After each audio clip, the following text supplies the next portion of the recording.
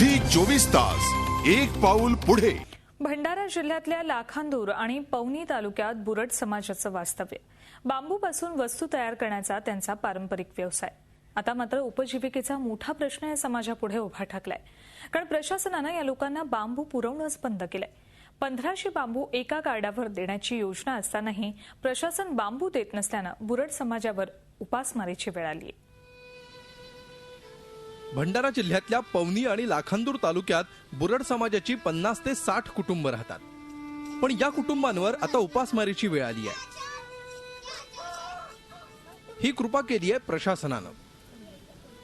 बांबू तोडीला बंदी असल्यामुळे प्रशासनानं एक योजना राबवली। त्या अंतर्गत प्रत्येक कुटुंबाला एक कार्ड देण्यात आलं। त्या कार्डवर 1500 बांबू वर्षाला एका कुटुंबाला दिले जातात।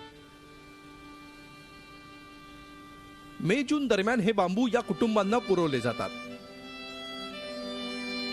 पण ही योजना फक्त कागदावरच राबवली गेली आहे। या कुटुंबांना प्रशासन बांबू पुरवतच नाही। याबाबत या कुटुंबांनी प्रशासनाकडे पाठपुरावा केला, अधिकाऱ्यांची भेट घेतली, आपल्याला बांबू कधी मिळणार याची विचारणा केली, पण प्रशासनाकडूनही त्यांना काहीच उत्तर मिळेना। बांबूपासून टोपल्या आणि इतर गृहोपयोगी वस्तू हा समाज बनवायचं काम करतो, त्यातून त्यांना अतिशय तुटपुंजे पैसे हातात पडतात। जंगलातल्याच बांबूंवर हा समाज अवलंबून आहे, पण आता तेही अवलंबित्व वन विभागानं हिरावून घेतलंय। वन विभागानं बांबू तोडीवर बंदी घातल्यामुळे बुरड समाजाच्या पोटापाण्याचा प्रश्न निर्माण झाला,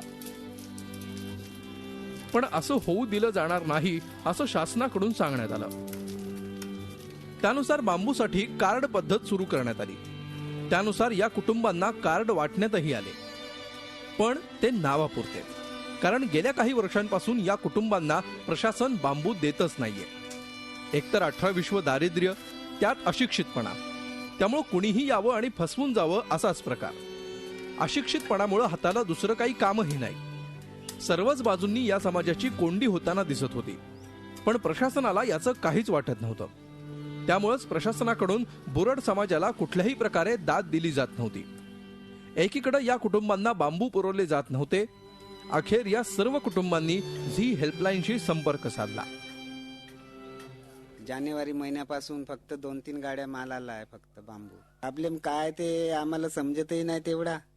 आम्ही 3दा जातो रेंज ऑफिस मध्ये, होच म्हणून ते आम्हाला बोलतात। प्रधान मुख्य वन संरक्षक नागपूर यांनी येऊन आम्हाला तात्पुरती दिलासा दिला की आम्ही तुमच्या सगळ्या गोष्टी व्यवस्थित करून देऊ। जसं म्हणजे आम्हाला पावसाळ्यामध्ये बांबूचा पुरवठा आवश्यक आहे, तर त्याकरता आम्हाला सेटची अत्यंत आवश्यकता आहे। तर त्यांनी तात्पुरतं सेटची व्यवस्था करून दिली आणि मग नंतर म्हणाले की आम्ही तुम्हाला परमनंट सेट करून देऊ, परंतु अजूनपर्यंत 3 वर्षे लोटूनही आमच्याकडे अजूनपर्यंत सेटची व्यवस्था झालेली नाही आहे।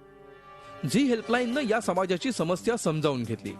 बुरड समाजाला बांबू पुरवायचे तर वन विभागाकडे बांबू नाहीत असं सांगितलं जातं, पण खासगी कंपन्यांना प्रशासनाकडून बांबू पुरवणं सुरूच होतं। हे सर्व पाहिल्यावर हेल्पलाईनच्या टीमनं गाठलं तहसीलदारांना। तहसीलदार विजय पवार यांना याबाबत विचारणा केली।